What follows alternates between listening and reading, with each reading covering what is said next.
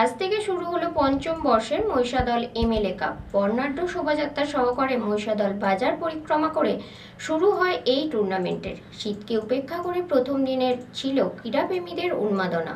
মহিষাদলের বিধায়ক তিলক কুমার চক্রবর্তীর উদ্যোগে শুরু হওয়া এই কাপ এখন মহিষাদলের প্রধান ক্রীড়া উৎসবে পরিণত হয়েছে।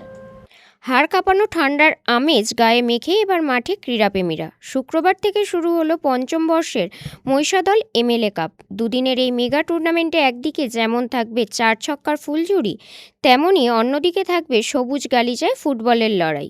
ক্রিকেটের ব্যাটে বা ফুটবলের জাদুতে কারা বাজিমাত করবে তা নিয়ে এখন থেকে চড়ছে উত্তেজনার পারদ। আজ সকালে বর্ণাঢ্য শোভাযাত্রা সহকারে মহিষাদল বাজার পরিক্রমা করে শুরু হয় এই টুর্নামেন্টের। 48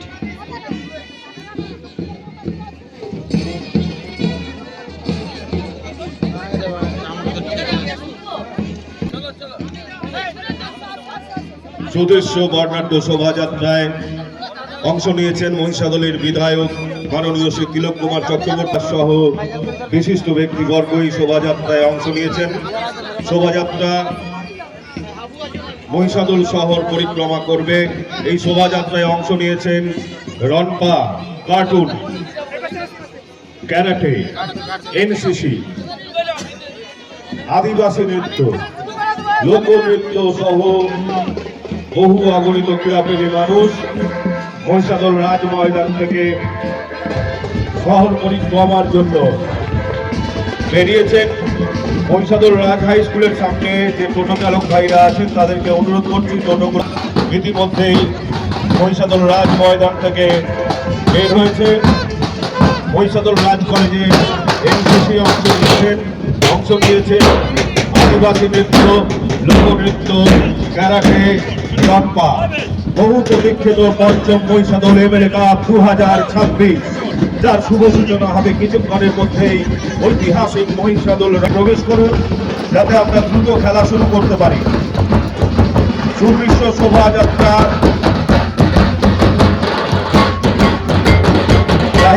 উপস্থিতি জানিয়ে দিয়েছেন, বাকিরা উপস্থিতি জানান যাতে আমরা দ্রুত খেলা শুরু করতে পারি।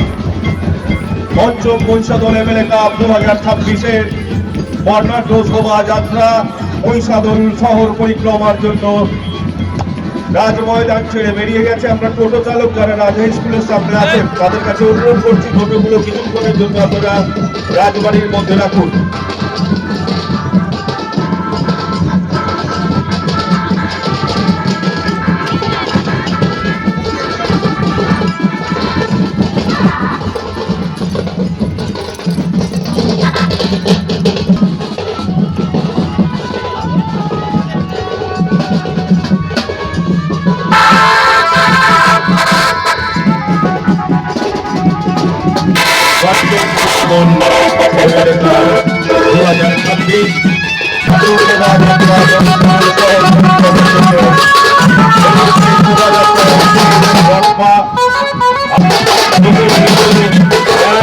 বিধায়ক মাননীয় শ্রী তিলক কুমার চক্রবর্তী মহাশয়,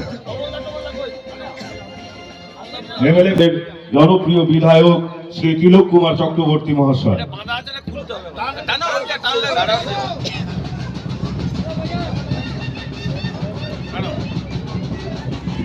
বন্দে মাতরম, বন্দে মাতরম, বন্দে মাতরম, বন্দে মাতরম, জয় হিন্দ।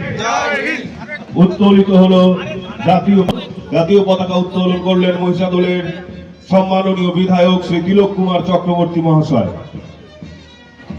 পঞ্চম বর্ষে শীতকে উপেক্ষা করে প্রথম দিনই ক্রীড়াপ্রেমীদের উন্মাদনা ছিল চোখে পড়ার মতন। মহিষাদলের বিধায়ক তিলক কুমার চক্রবর্তীর উদ্যোগে শুরু হওয়া এই কাপ এখন থেকে এলাকার অন্যতম প্রধান ক্রীড়া উৎসবে পরিণত হয়েছে। সমস্ত প্লেয়ারদের শুভেচ্ছা বিনিময় করছেন, আর শুভেচ্ছা বিনিময় শেষ হলে আমরা টসে এগিয়ে যাব। কত ওভার হবে সেটা আমরা এক্ষুনি জানিয়ে দিচ্ছি। আর এখন আমরা দেখতে পাচ্ছি আমাদের সম্মানিত অতিথি খেলোয়াড়দের শুভেচ্ছা জানাচ্ছেন। ইতিমধ্যে রাই 11 এবং রাজু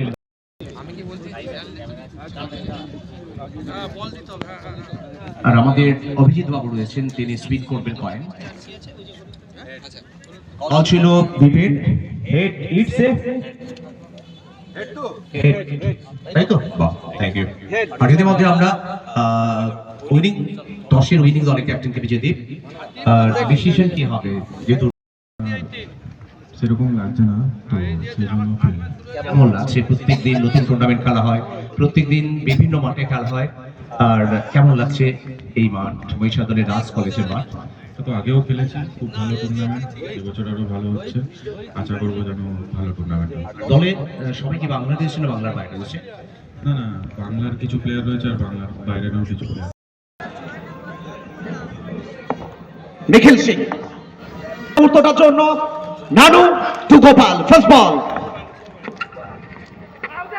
কল টাইম 12:16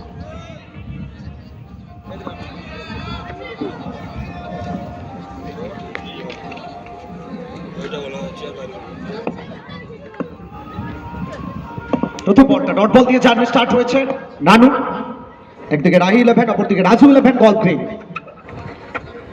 একই ধরনের অ্যাক্রস দ্য লাইন, একই ধরনের ডেলিভারি এবং গোপাল সিং চেষ্টা করেছিলেন একই ধরনের শট খেলার, তবে এক্ষেত্রে অনেকটা রিচের বাইরে অফ স্ট্যাম্পের উপরে কাট করাচ্ছেন একদম। কেন আমরা বারবার বলি কাটার যত বেশি ভ্যারিয়েশন থাক। নানু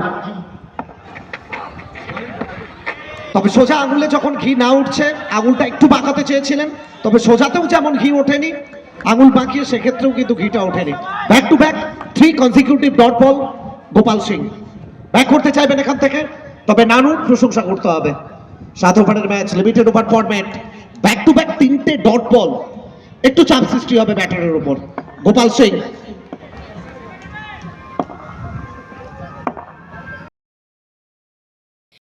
রঞ্জন মাইতির রিপোর্ট, খবর বিসিবিএস।